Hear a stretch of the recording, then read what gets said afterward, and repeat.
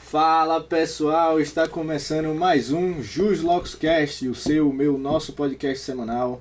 Primeiro uns recadinhos para vocês, né? Se inscrevam no canal caso você ainda não seja inscrito. Nos sigam nas redes sociais também do Jus Locus Cast no Instagram, @Jus Locus Cast, no Spotify, aqui embaixo o link. YouTube também, né? Aqui no canal, né? No canal, sim. E ativar o sininho. Ative o sininho para não perder nenhum episódio. Esse que é um episódio especial. E sigam a gente nas nossas redes sociais individuais, pessoais, né? A minha é Vieira Luciano _N. @Gabriel NASSC. Só letrando para você não errar. Massa. E o episódio especial de hoje, temos quem aqui? Quem é essa Bom, fera? é Davi Garcês. O nome dele é maior um pouco aí, mas o cara é... E aí, Davi? Seja bem-vindo aqui nesse podcast.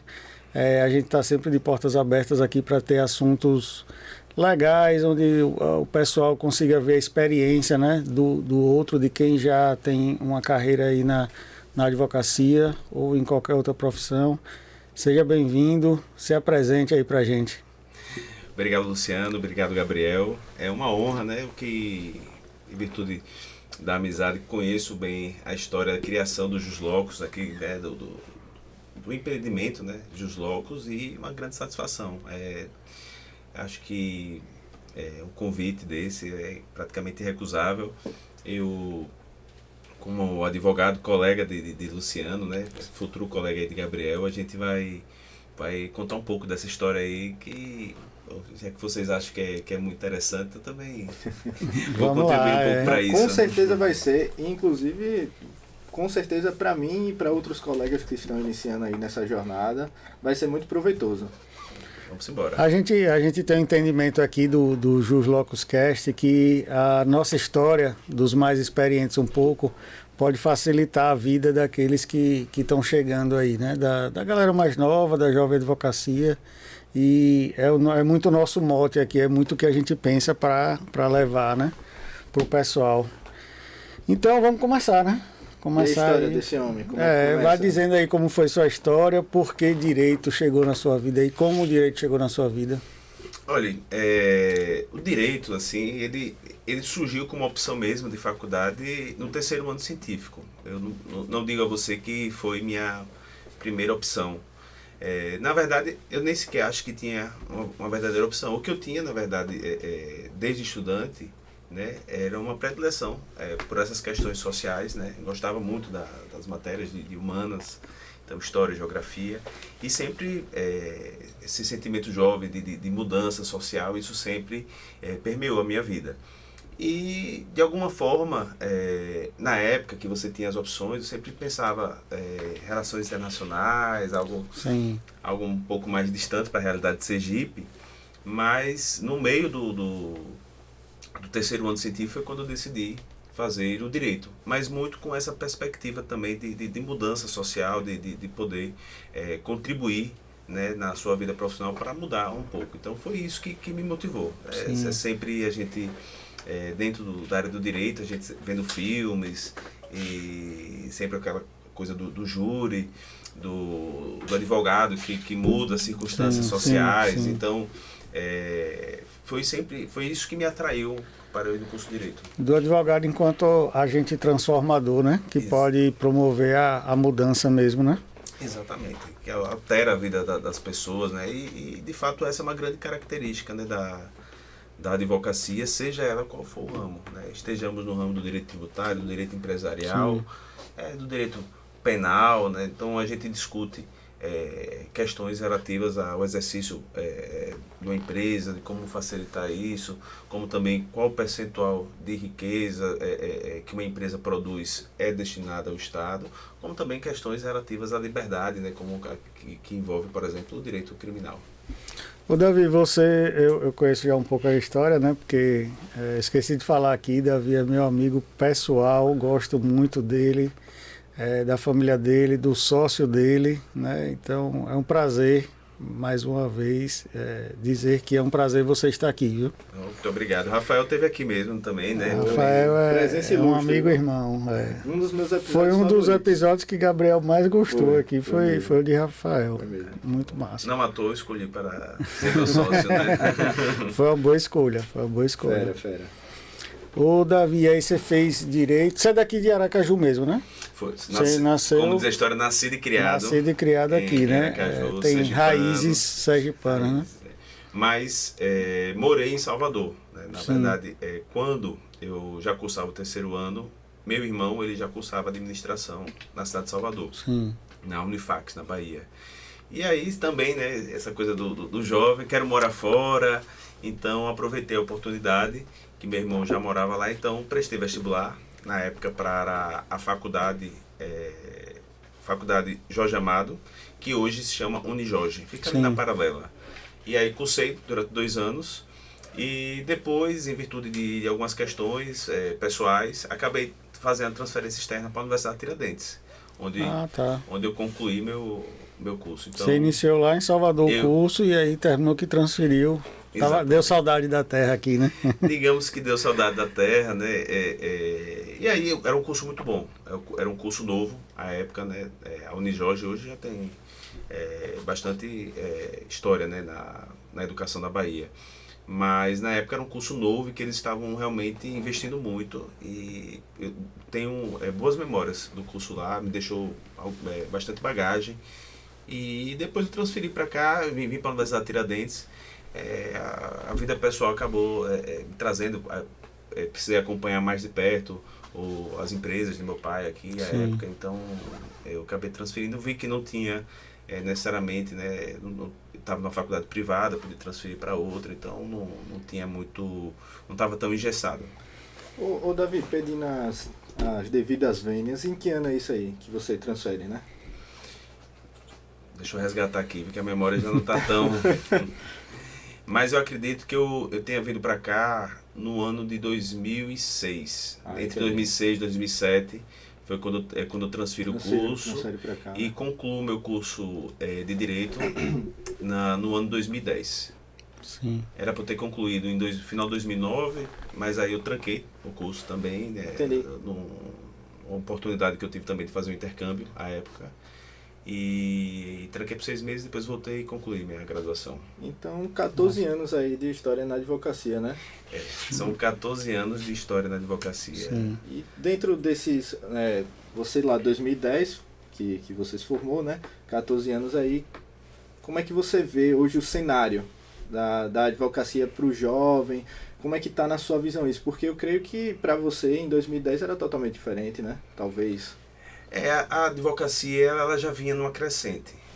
A verdade é que os cursos em direito se proliferaram, né? Então hoje nós temos em média cerca de 1.000 advogados entrando no mercado. Quando eu entrei, a gente pode ter uma... Você fala anualmente isso, né? Isso, anualmente. Cerca de 1.000 Sim. advogados entram anualmente no mercado de trabalho. Quando eu entrei, só precisa, pode se basear mais ou menos nisso, né? Eu tirei a carteira da UAB em 2010 e ali o número da minha inscrição é 5.877. Né? Eu acho que hoje já vão em... Quase em 20 talvez, 20 mil. Quase 20 mil, né? Então, por aí você tem a noção de que 15 mil inscrições, digamos assim, nos últimos 14 anos entraram no mercado. Então, por aí você já tira uma noção de quanto cresceu. E a nossa época, o que acontece? Logo quando me formei, muitos advogados tinham como cultura, por exemplo, principalmente aqueles que queriam iniciar a carreira, em abrir um escritório no interior do estado. Isso por quê?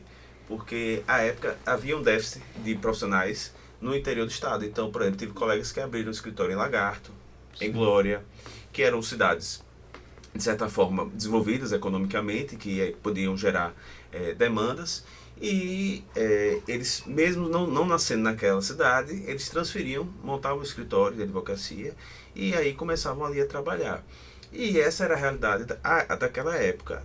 Hoje eu já não vejo mais assim, né? Acho que passado 14 anos, eu acho que os próprios advogados que residem nessas cidades, né, que acabam ocupando o mercado. Então, Antigamente você só tinha 1, 2, 3 escritórios de advocacia no interior, hoje não. Hoje já existe até mesmo advogados sem necessariamente ter escritórios físicos lá nessas cidades, né?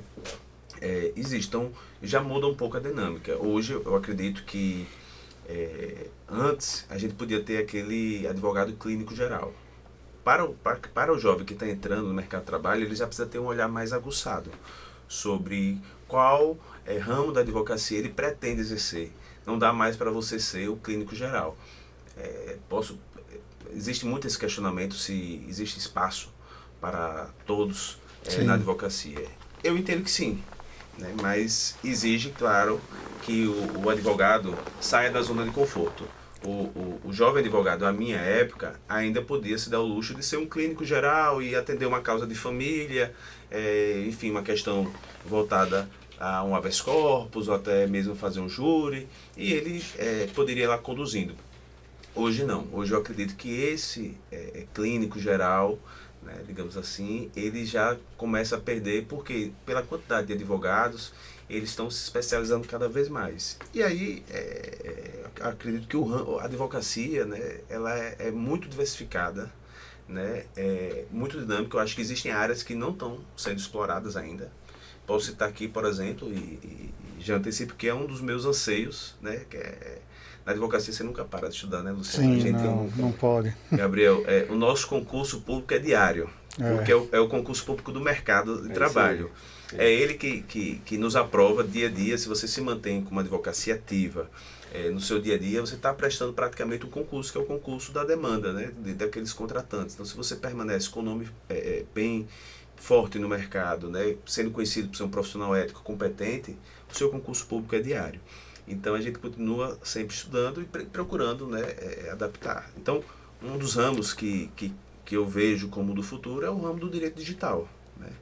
Eu vejo que nós vivemos uma mudança de paradigma, tal qual, Luciano vai lembrar que nós, ainda, Gabriel talvez não tenha vivido, mas eu vivi a era da internet, o surgimento da era da internet, né, com a internet de escada. Somos talvez as últimas gerações, Luciano, que viveu um mundo sem internet. Veio a rádio, né? Internet é rádio. Exatamente. E aí, naquela época, a internet já era uma mudança de paradigma, né? E aí, se eu sempre for falar em direito, antes e depois da internet, também já rende uma boa fala aqui. Mas o direito digital, né, os contratos, né, as negociações, tudo se dá em meio digital, né? A questão da proteção de dados. Então, por exemplo, eu já posso dizer aqui que, muito embora tenhamos quase 20 mil advogados, a gente tem áreas a serem exploradas. Amplamente. E esse mercado do direito digital, como você bem falou, ele quebra totalmente as barreiras físicas, né? Até pelo próprio nome já fala isso, né? Sim. Mas ele quebra as barreiras físicas até da nação, do Brasil, né? E você pode atuar de forma internacional, já nesse âmbito digital, né? Trabalhando com empresas, né, multinacionais, ou que não sejam multinacionais, mas que sejam em outro país, né? Facilita muito o ambiente digital, né, para isso. Essa mudança ela é tão forte que o pessoal até brinca comigo, né? Porque eu peguei processos físicos aqui. Hoje em dia a realidade dessa galera pra mim é muito já é diferente, né? Não existe mais processo físico aqui no Tribunal de Justiça, né? Daqui de Sergipe, Você né? não fez muita carga de processo, né? Para tirar cópia de processo, né? Entregava carteiras. Quando o Luciano me vem com uma pastinha de documento impresso, eu falo, não, o que é isso aqui? O que é isso aqui? Isso é estranho para mim. Mas o costume e a mudança mesmo do paradigma, como o Davi falou, ela é muito forte, assim, é difícil, né? Ela é difícil. A gente viveu essa época ainda a gente queria consultar um processo, né? O que a gente tinha acessando o site era apenas a resenha processual, manifestação, concluso e uma decisão. As decisões ainda podiam ser publicadas na resenha processual, mas a gente não tinha acesso, então a gente tinha que se dirigir ao fórum, e aí, não estando vinculado ao processo, entregava a carteira ficava lá empenhada. Sim. E nós iríamos na copiadora do fórum, né, tirar a cópia do processo, né, e aí levava a cópia do processo. Então, assim, a gente já vive esse momento. Eu, por exemplo, há um tempo atrás já abri mão das publicações em papel, né? Aqui tem algumas portais de publicação, então... Eu tive uma dificuldade muito grande de abrir mão das publicações impressas, né? Hoje, por exemplo, quando se iniciou a advocacia, Gabriel, quando a gente iniciou, praticamente as pessoas controlavam processos por planilha de Excel. Né? Verdade. Então, uma das grandes mudanças também para o advogado, para aquele que quer estar atualizado no mercado, é que você também tem que ter uma gestão, né? Um software de gestão de escritório, né? Tem muitos à disposição. E aí sim, né? Você já consegue controlar, por exemplo, quantos processos tiveram de fato andamento, controlar prazos, controlar qual o fluxo de processo. Por exemplo, eu tenho mais processos na área civil, na área de família, na área fundiária. O sistema traz tudo isso hoje, né? Uma visão diferenciada. Resumindo isso que a gente falou, assim, qual seria o conselho que você daria aí para o jovem advogado, o pessoal que está chegando hoje no mercado de trabalho? Olha, eu acho que se especializar, né? Eu acho que a educação continuada, entender que você se formar em direito, passar na prova do OAB é apenas um estágio. E hoje, com as informações, com acesso às informações cada vez mais presentes, que eles se dediquem cada vez mais e que se olhe para uma área que ele se identifique. Porque trabalhar com o que você não gosta, só pensando no sucesso financeiro, eu não acredito nisso. Eu acredito que as pessoas devem estar estimuladas por fazer aquilo que elas sentem à vontade. E com essa diversa ramificação, ele pode se enquadrar, né? Lembrando que a advocacia não é só litígio, não é só processo judicial, né? A gente pode atuar muito no contencioso administrativo, pode atuar muito na assessoria jurídica, pode atuar muito como parecerista. Então, a demanda hoje que existe é muito grande. Os métodos de conciliação e mediação, né, métodos de solução de conflito, muitas vezes é o que uma empresa, por exemplo, busca. Ou então que uma pessoa física que está envolvida no problema familiar. Então, não necessariamente ela precisa ir às barras da justiça, depender de um juiz para que o juiz lhe diga qual é o melhor direito, quando hoje, por exemplo, a gente pode praticar, né, tanto a mediação como a conciliação e atuar de forma consensual. A advocacia, né, é muito dinâmica e esse olhar ampliado, essa visão plural do que pode ser feito, né, ela é muito importante para que o advogado não ache que a advocacia se restringe àquelas cenas de novela, de filme, de embates, em que, não, na verdade, ela tem uma amplitude muito grande de atividades. Então, é uma forma da gente, de certa forma, olhar a carreira. Acho que o jovem deve ter essa visão ampliada. E aí sim tem espaço para todos, né? Essas ferramentas novas, elas não vêm para nos substituir, por exemplo, do chat GPT e outras inteligências artificiais. Ela não vem, porque, Luciano, você sabe muito bem que a gente, né, quando estava iniciando, não tinha... a gente fazia praticamente as petições do zero, né? E hoje, se você perguntar a uma inteligência artificial, olha, eu quero uma ação indenizatória relativa a uma negativação indevida, que é um caso muito... corriqueiro, recorrente, né? Então, com relação a um atraso de voo, uma causa consumerista, a inteligência artificial vai lidar, né? Só que, ao mesmo tempo, ela pode ser uma ferramenta, não necessariamente para substituir o advogado. E eu em sala de aula até nem vai. Em sala de aula até explicava isso. Olha, muitas vezes você fazer o recurso não envolve tão somente o direito, mas você saber qual é o perfil do julgador. Então você sabe que, por exemplo, o relator do seu processo, que você está tentando prover um recurso, ele tem um viés religioso muito forte, porque você foi lá no gabinete dele, viu referências religiosas, ou então em alguma fala dele, ou então algum adereço, uma corrente, que você viu que você nota um texto que ele carrega, enfim, seja um desembargador, uma desembargadora, por exemplo. Então você já sabe que ele tem aquele viés. E aí a visão do advogado, aquela coisa da perspicácia do advogado, envolve, por exemplo, você pergunta à inteligência artificial, olha, eu quero, por exemplo, um fundamento religioso para que a concessão de um medicamento seja fornecida. Aí ele traz ali um provérbio da Bíblia, que diz assim, olha, que a vida, Deus promoveu a vida e o direito à vida, e ele traz o viés religioso. E aí você pode incluir aquilo na sua petição como uma forma, que são tantas questões que envolvem o processo decisório de um magistrado, que às vezes até uma simples mensagem como essa, no cabeçalho da sua petição, pode fazer com que ele tenha um olhar mais cauteloso.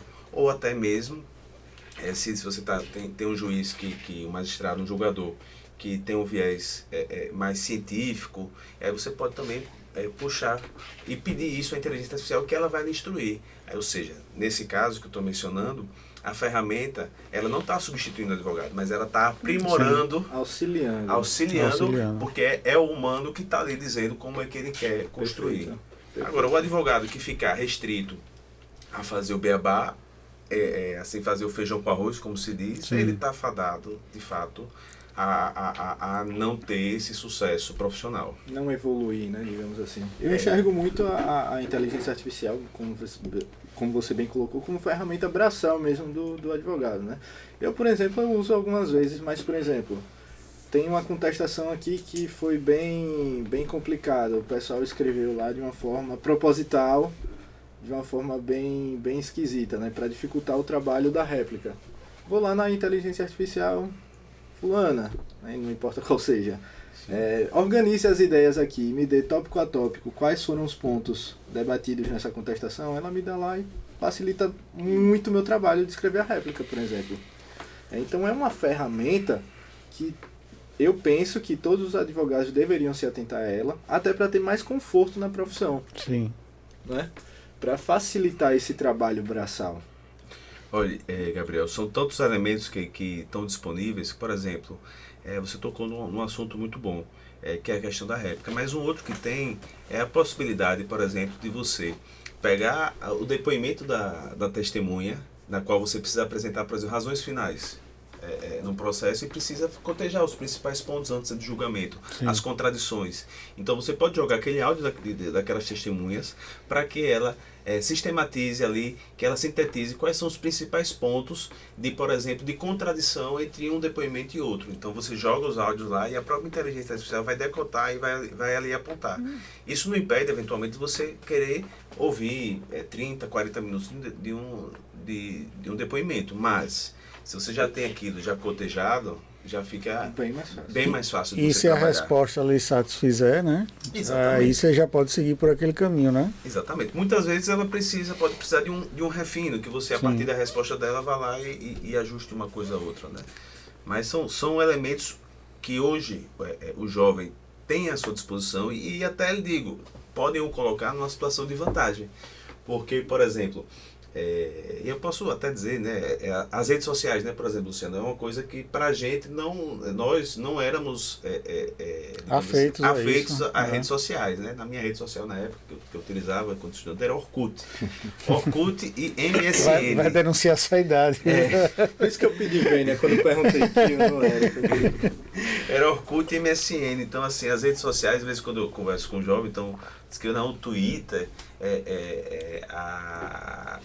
o TikTok, né? Para mim são coisas tão distintas. Olha, para um jovem abaixo de 30 anos, Instagram já é algo meio fora de tempo, né? Sim, então, já está quase que ultrapassado, né? Exatamente, já não atrai tanto, né? Mas é muito disso. Eu tive uma dificuldade muito grande com a era digital, assim. Eu sou sempre fui muito fora do digital e tenho tentado me inserir porque eu vejo que é uma necessidade mesmo, né? Eu sei. Você sabe? Mas, assim, eu tenho, por exemplo, utilizado o chat para algumas coisas, né? Porra, ajuda pra caramba, sabe? Ajuda muito. Eu acho não. Eu tenho certeza que não tem como substituir o humano. Eu cheguei a essa conclusão, porque se não tiver ali um humano que entenda do assunto para poder colher o melhor que o chat ou que a inteligência pode dar, você não sai do lugar. Perfeito. Fica muito raso, muito superficial. Então, assim, hoje eu sou a favor dessas inteligências, mas já lutei muito contra. A gente queria fazer uma apresentação, a gente utilizava o PowerPoint, né? Hoje já é o Canva. Né? Isso se eu não estiver já sendo ultrapassado aqui. Se já não estiver obsoleto, se né? já estiver obsoleto. Mas, por exemplo, é o tipo de questão porque quando você está na advocacia, você tem que sempre aprimorar e todo detalhe faz a diferença. Né? Com tantos tantos advogados no mercado e todo mundo tem um advogado em sua família, na sua relação pessoal, um amigo de infância. O que é que vai lhe diferenciar? Por que é que ele vai contratar Luciano, não um amigo de infância? Por que é que ele vai contratar Gabriel e não um familiar? Né? E tudo vai fazer a diferença. Aí que vem. Por exemplo, você utilizar ferramentas como o Canva para fazer uma apresentação. Né? Então você vai preparar uma apresentação de um caso, por exemplo, que você foi consultado e vai ter aquela reunião para ver se vai fechar ou não o contrato. Então você pega uma televisão aqui e faz a apresentação baseado justamente em um excelente material produzido por esse tipo de software. Né? Então é excelente. Outra coisa, por exemplo, que muda o que se chama hoje de tipografia jurídica, né? Que é a forma de você fazer o layout da sua petição. Né? E nós não temos noção, mas muitas pessoas não têm noção, mas isso faz faz muita diferença. Então, quando você pega uma petição e ela está muito bem diagramada, muito bem apresentada, aquele assessor, né, aquele magistrado que vai se debruçar sobre sua petição, ele com certeza vai olhar com outros olhos. Uma questão que é muito importante por exemplo, você sabe que com a enorme quantidade de processos, nem sempre o magistrado vai poder ler uma, duas vezes. Se ler uma vez e bem, já é suficiente. Então, poxa, se ele só vai ter uma única oportunidade de ler sua petição, se ela está bem apresentável, se aquela leitura é agradável, se você está utilizando, por exemplo, para demonstrar, nossa arma é a palavra falada e escrita. Né? Então nós temos que ter uma petição que seja coesa, que traga com clareza, que não seja enfadonha, cansativa. E se além disso a gente poder demonstrar determinada situação com gráfico, com ilustrações, sim, e essas são ferramentas que a tipografia jurídica apresenta. Então esse é outro tipo de questão que eu particularmente tento desenvolver isso com minha equipe, dentro da sociedade. Discuto muito com o Rafael, com os advogados associados, com os estagiários, a importância de você poder, inclusive nesses mínimos detalhes, né, de você manter um padrão de fonte, de tipo. Então são questões extremamente importantes que vão influenciar na advocacia. Verdade. A gente fez esse estudo aqui no escritório da tipografia, né? E aí eu tenho dificuldade da galera seguir, porque é espaçamento 1,5, a galera bota simples, parágrafo entre um e outro, aí o pessoal não bota o parágrafo, meu Deus do céu. Mas agora eu já aprendi, certo? O pessoal já aprendeu, certo? E precisa desse padrão. Esse padrão, muitas vezes, e eu já recebi feedback. Curiosamente, funciona. Ela dá um feedback muito bom. Certa vez eu tive uma ligação de até acho que ela nem era mais oficial de justiça. Ela disse: olha, eu estou ligando porque eu recebi uma recomendação em virtude de uma ação que você atuou e nós verificamos sua petição, ela é muito bem elaborada, eu queria marcar no seu escritório para você assumir uma causa nossa. Então isso pode, isso que eu digo, os mínimos detalhes às vezes podem parecer talvez insignificantes, mas não, eles são muito significativos e podem representar um sucesso. Isso, né? Com certeza. Então, isso tudo serve de alerta para o jovem advogado, né? Para quem está iniciando a carreira aí, para tomar cuidado com todas essas ferramentas, né? Que se tem à disposição, né? Inclusive já foram várias dicas aqui. Você pediu um conselho, já deu várias, pelo menos uns 5, né? E assim, um que recorrente a gente fala que é a especialidade, né? E falando de especialidade, Davi, qual foi a área que você se especializou? Então, isso é muito curioso, né? Porque quando eu concluí o curso de Direito, eu, de certa forma, ainda não tinha desvendado a advocacia para mim.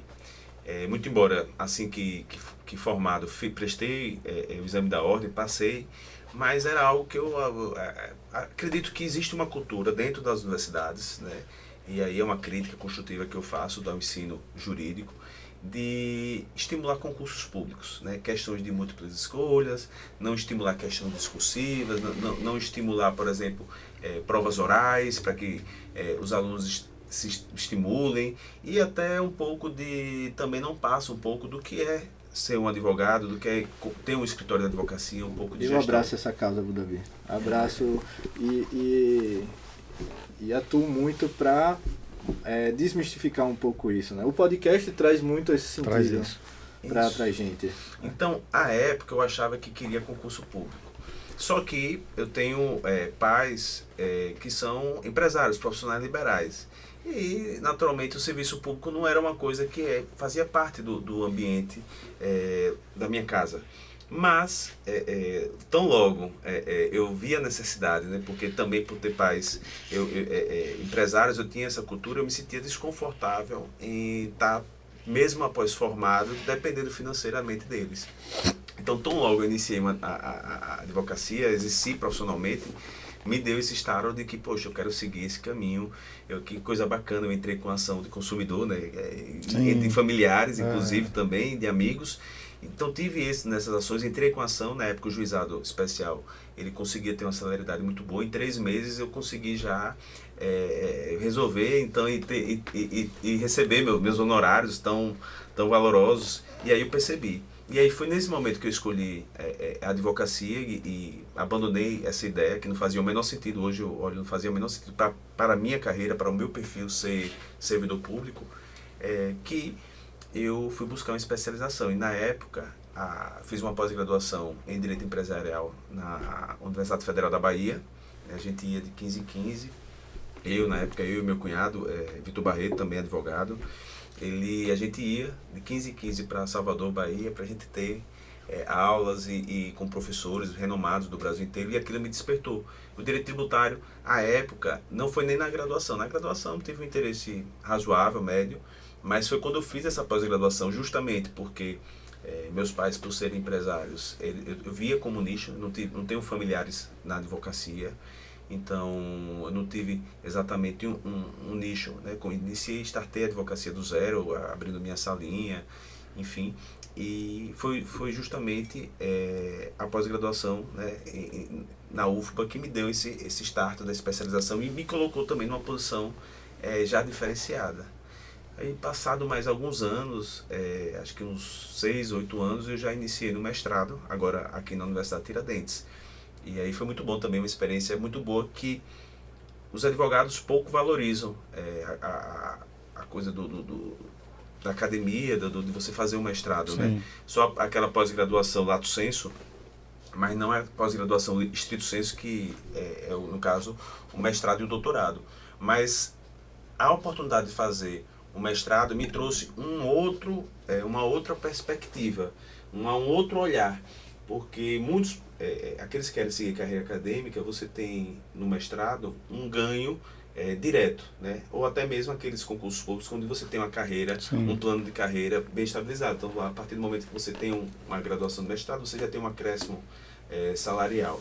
Na advocacia, não, você não tem esse ganho direto. No entanto, o seu poder argumentativo e o campo de visão que você abrange a partir de você participar de um curso de mestrado, de participar daqueles debates, é muito grande. Então, aquilo me trouxe um ganho enorme.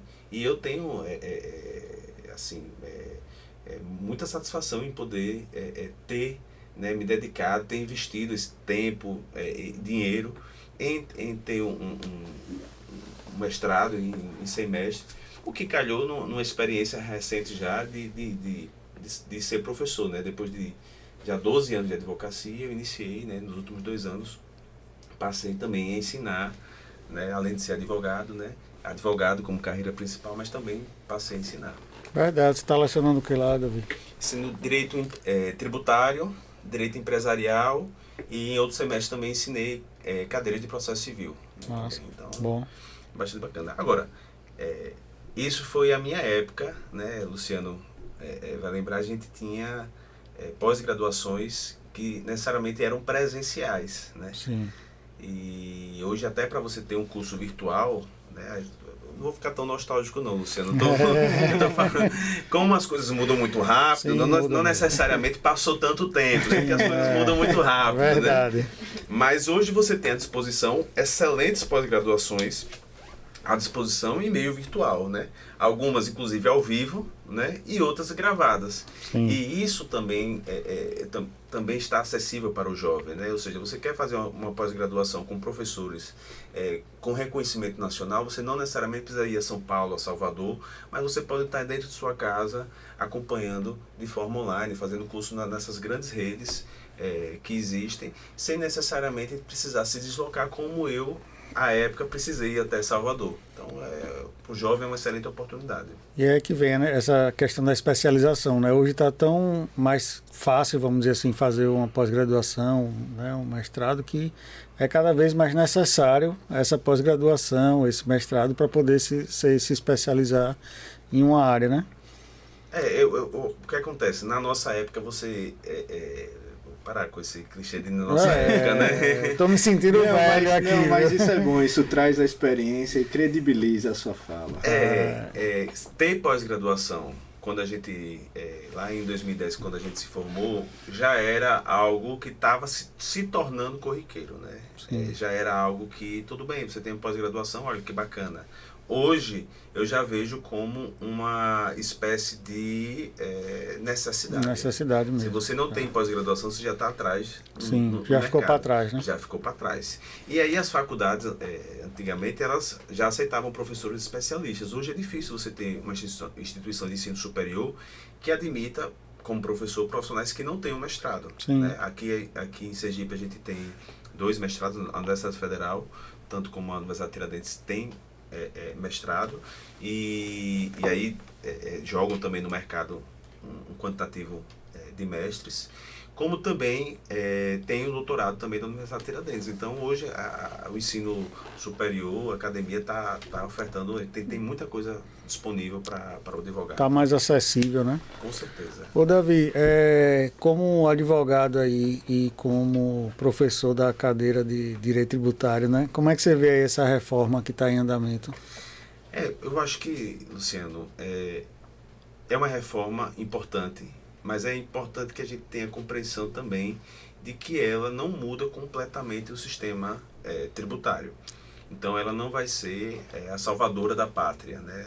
Ela está um pouco distante do ideal.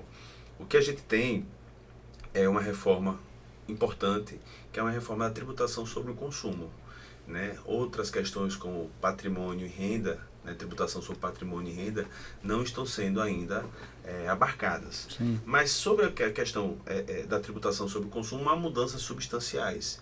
E a primeira delas é que ela vai facilitar, simplificar o direito tributário. Como, por exemplo, quando você tem uma legislação única, né, com a criação do IVA dual, né, que é o IBS e o CBS, né, o CBS que é substituto do PIS, COFINS e do IPI, e o IBS que é o substituto do ICMS e do ISS.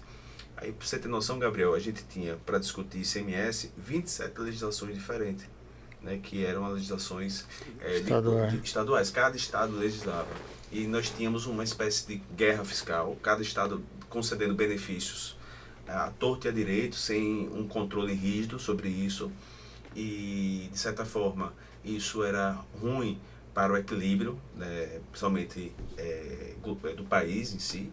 E, a nível municipal, imagine quantas legislações de ISS nós tínhamos, né, pelo Brasil com uma abrangência continental. Isso exigia de nós, profissionais da área, um esforço muito grande para poder compreender e ter a completude de todo o sistema. Então, a reforma tributária, nesse ponto, ela vai ter uma única legislação, né, uma lei única, ela vai ter uma alíquota única.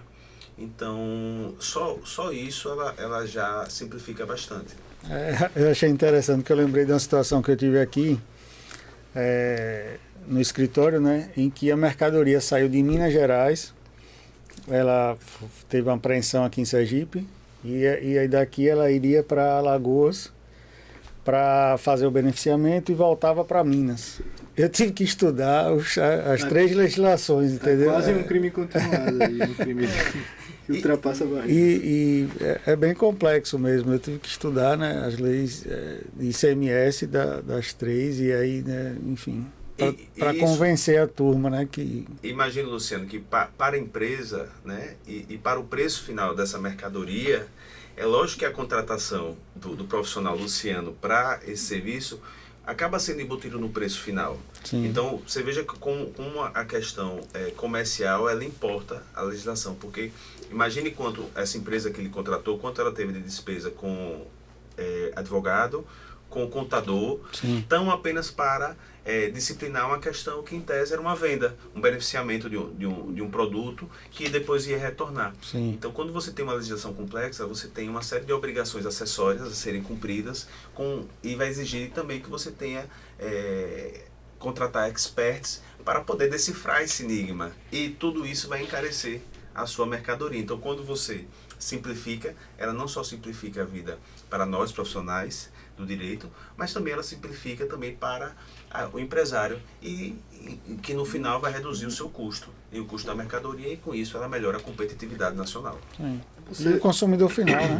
Chega no consumidor final, né? Você falou que ainda não é o ideal, e eu concordo que ainda não é a ideal. Mas quais pontos principais talvez você sugerisse para chegar próximo do ideal? Gabriel, essa é uma das tarefas mais difíceis, né?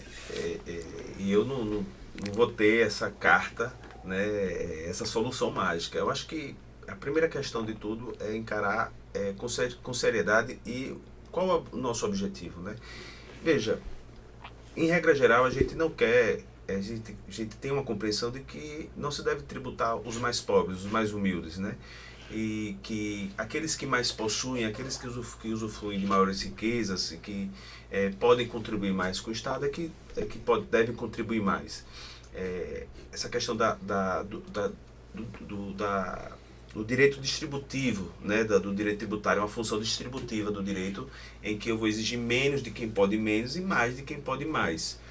Por exemplo, uma coisa que ainda está mal compreendida na população é o imposto sobre grandes fortunas, né, que já é aplicado em vários países, mas que há uma resistência em um país como o Brasil, que é um país em desenvolvimento, né, que quem supostamente iria pagar as grandes fortunas é uma parcela mínima da população, e que a gente vê que isso toma, às vezes, o domínio público de uma forma transversa, que as pessoas acham que vai ter fuga de riqueza, mas, na verdade, se trata de uma questão justa. Você tem um acúmulo de patrimônio ali, você tem uma grande fortuna ali, por que você não vai tributar isso, já que isso é tributado? Então, no caso, hoje, o ICMS, por exemplo, é uma tributação indireta. Então, tanto faz se um grande advogado que tem boas condições financeiras vai comprar 1 quilo de feijão, ou se é alguém que possa estar desempregado e que precisa alimentar sua família e vai comprar 1 quilo de feijão.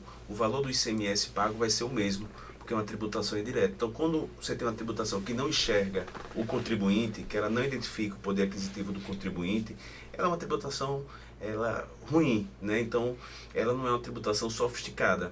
É por isso que, por exemplo, na reforma tributária, há um grande avanço com a criação do cashback. Então, hoje, por exemplo, determinados produtos, quando uma pessoa de baixa renda for comprar, e essa identificação de uma pessoa de baixa renda não é difícil, porque hoje você tem os cadastros únicos, que você pode receber Bolsa Família e tudo mais.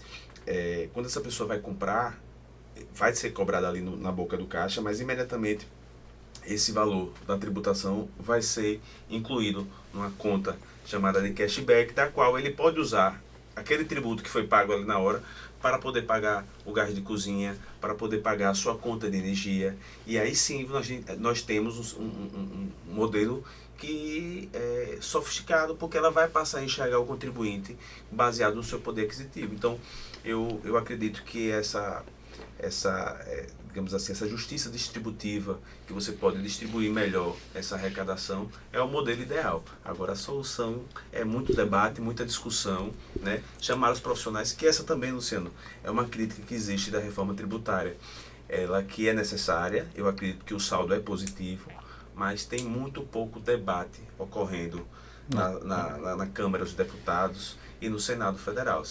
Poucos profissionais assim estão podendo ter a oportunidade de discutir ponto a ponto. E talvez trazer mais especialistas para discussão, né? O que tem muito são o que chamam de as frentes, a frente do agronegócio. Sim. Né? Cada um querendo puxar cada pro um seu... fazendo o que se chama hoje de lobby, né? Sim. Então, fazendo lobby para poder privilegiar determinado setor, mas sem necessariamente pensar em termo amplo, né? Observando de cima o sistema tributário como um todo. Essa questão da bancada, né, é uma questão que pode ser que a pessoa que está assistindo não entenda muito bem, mas a grosso modo, como é que funciona? Se você isenta um lugar, você tem que botar em outro, né? E aí acaba podendo criar um desequilíbrio aí bem desequilibrado. A proposta justamente a proposta da reforma tributária, ela ser uma reforma tributária neutra. Ela nem quer diminuir a arrecadação e nem tampouco quer aumentar. E com isso ela busca excluir os benefícios fiscais. Então o governo, né, apresenta, através do Ministério da Fazenda, com o ministro Haddad, né, que está apresentando essa proposta, e ele apresenta para o Senado, ou para a Câmara dos Deputados, para elas deliberarem. Aí, por exemplo, na proposta, um produto como carne, por exemplo, a proteína, que está sempre presente no prato de cada família brasileira. Então a proposta era que ela tivesse a alíquota reduzida, ou seja, não seria alíquota zero, mas uma alíquota reduzida, e acho que era tributado 60% do valor e da alíquota normal, né? Então você tributava, reduzia 40% para cobrar 60%, e você tinha o cashback para as populações mais humildes. Então, mesmo aquela pessoa com renda baixa, quando ela comprasse a carne, a tributação sobre aquela carne iria para a conta do cashback.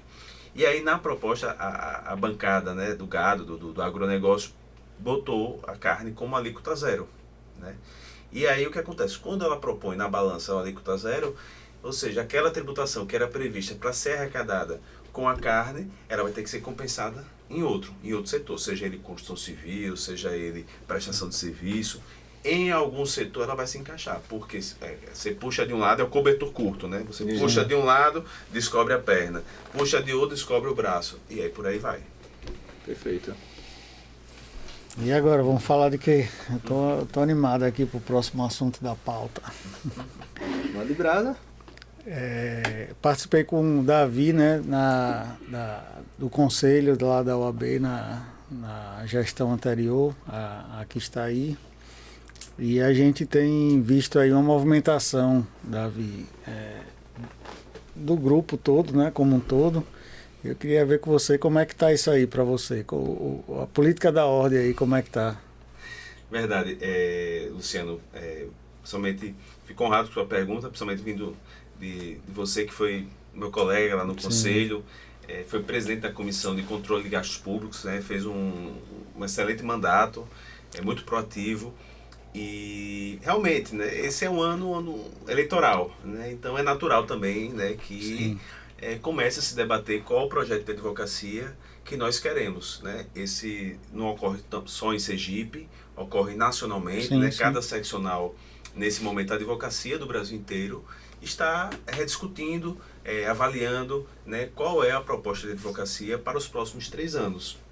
Então, acredito que é um movimento também muito natural daqueles como nós, né, que fizemos outros movimentos de discutir advocacia, discutir como está nosso ambiente de trabalho, porque, sabe, Gabriel, você que está se formando, o advogado, ele exerce um papel essencial dentro do sistema judiciário, e muitas vezes a compreensão que é passada para a advocacia é apenas aquela perspectiva de trabalho, de você ter uma fonte de renda.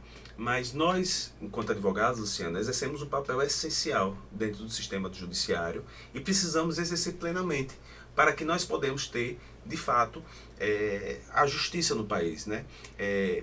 Como se diz que a advocacia é indispensável para a administração da justiça, né? Que sem advogado não há justiça, né? Em outras palavras, é porque exerce de fato um papel essencial.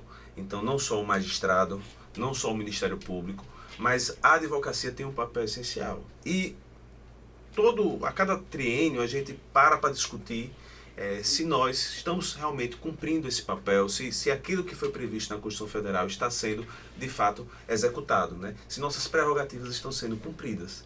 Então, como outrora, né, eu sempre tive essa questão da mudança social e eu, nos últimos anos, enxerguei na OAB um meio de você provocar essa mudança, porque eu entendo que a advocacia muito bem exercida, o advogado em pleno exercício, ele pode realmente transformar a sociedade, não só a realidade individual de um ou de outro, mas também a realidade de terceiros. Então, Luciano, hoje, né, estamos em julho, né, um processo eleitoral, para quem se interessa e quer conhecer, ele é instaurado em outubro, né, e a eleição ocorre sempre na segunda quinzena de novembro.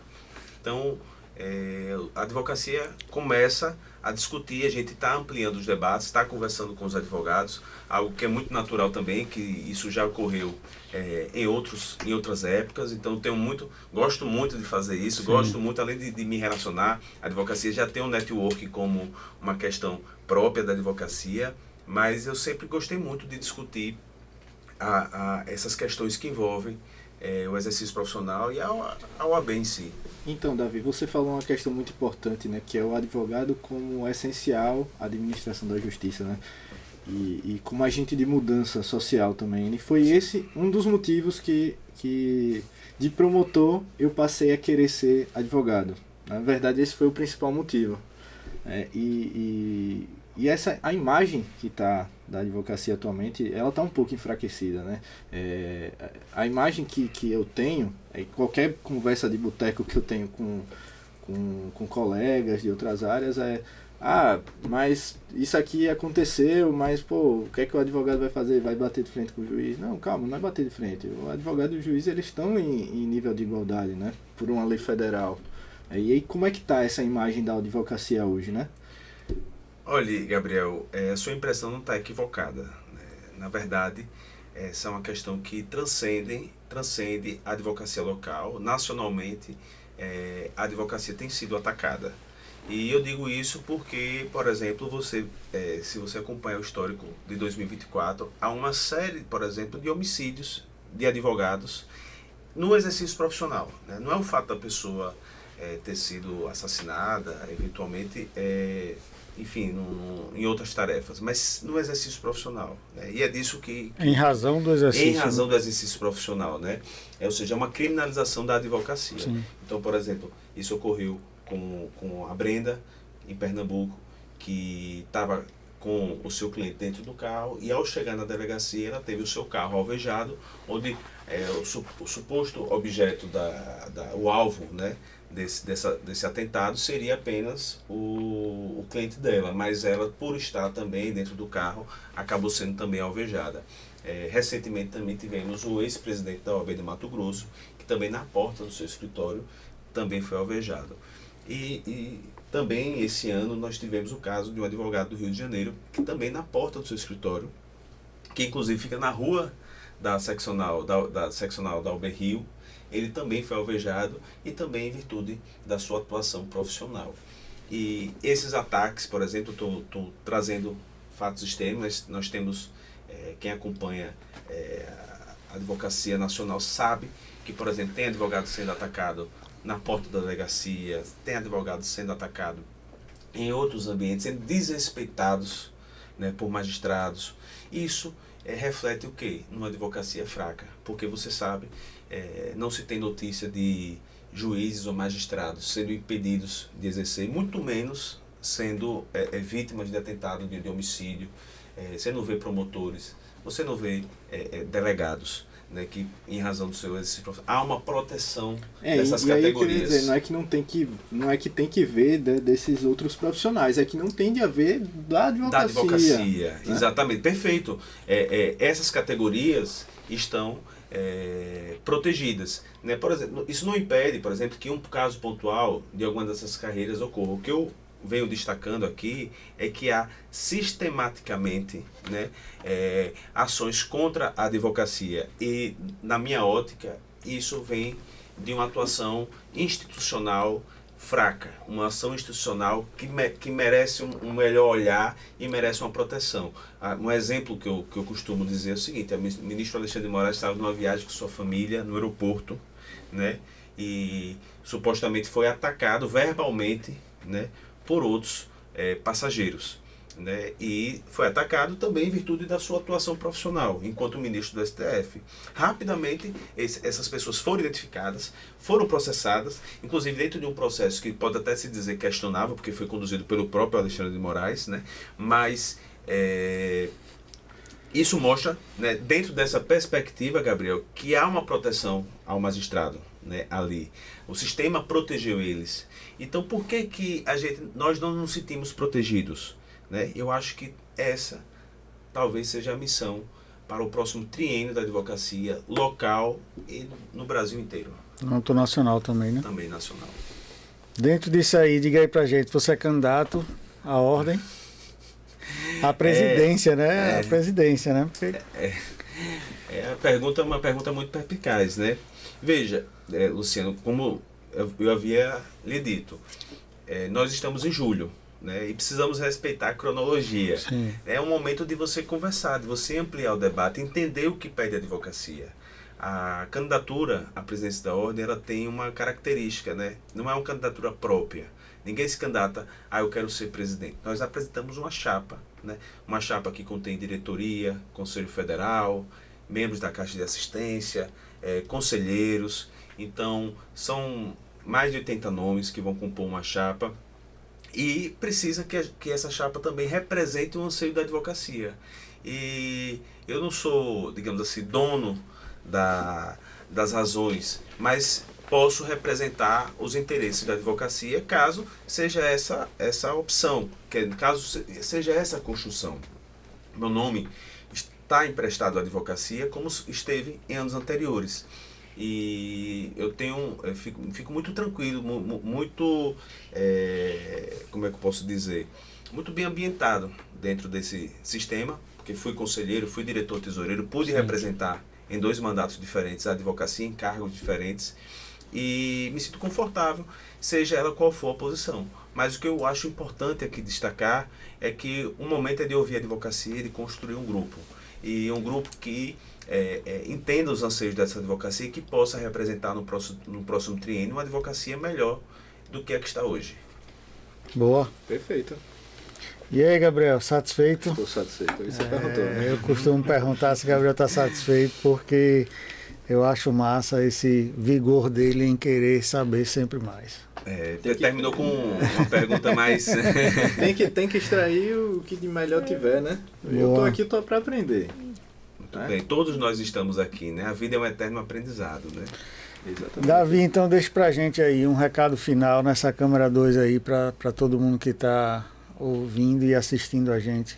Olha, acho que um recado que devo dar para a advocacia é que, e principalmente para os advogados que estão entrando na advocacia, né, já que essa foi uma pauta central aqui da nossa conversa, é de que se especializem, sejam éticos, sejam comprometidos com a sua competência, sejam comprometidos com o seu cliente, com a defesa intransigente também das suas prerrogativas. Essa é uma questão imprescindível, né? Você, enquanto profissional, tem que entender as prerrogativas que lhe cabem e por que você as possui, porque as prerrogativas não são do advogado, as prerrogativas elas são da sociedade. Você, o cidadão que contrata um advogado, ele quer que tenha a prerrogativa do livre acesso, do acesso aos autos, do acesso ao seu cliente, do livre exercício da advocacia, da ampla defesa do contraditório. Essa não é uma prerrogativa de nós profissionais advogados, mas sim uma prerrogativa da sociedade, que nós temos para poder defendê-los. Então, esse é o recado que eu envio, né, para todos os espectadores, os internautas, né, do YouTube. E essa é uma mensagem que eu acho que deve ser permeada eternamente e que deve ser revisitada. De tempos em tempos nós precisamos entender qual é o papel do advogado no sistema de justiça. Perfeito. Boa, sigam a gente vai encerrando aqui, né? Isso. Sigam a gente nas nossas redes sociais, YouTube, Instagram e no Spotify também. Spotify tá lá, né? Boa. Link na descrição. Qual é? Fala. O sininho, pô. Vá. O like. Boa. Deixa o like se você gostou. Tenho certeza que você vai gostar desse episódio. Gostou do episódio? Você chegou até aqui, né? Sim. Compartilhe, né? Para todo mundo ouvir tudo que foi exposto aqui. E nos sigam também no Instagram, @JuizLocksCast, bem fácil. Mesma coisa que aqui no YouTube, só muda a plataforma. Jota, bota na câmera 2 aí pra Davi dizer o Instagram dele também, pra turma seguir ele lá. Olha, meu Instagram é daviga6.adv. Acompanhe. Ali você já vai ter muita notícia dessa caminhada. Boa. Boa. Vamos lá, galera. Obrigadão pela audiência. Valeu, um abraço.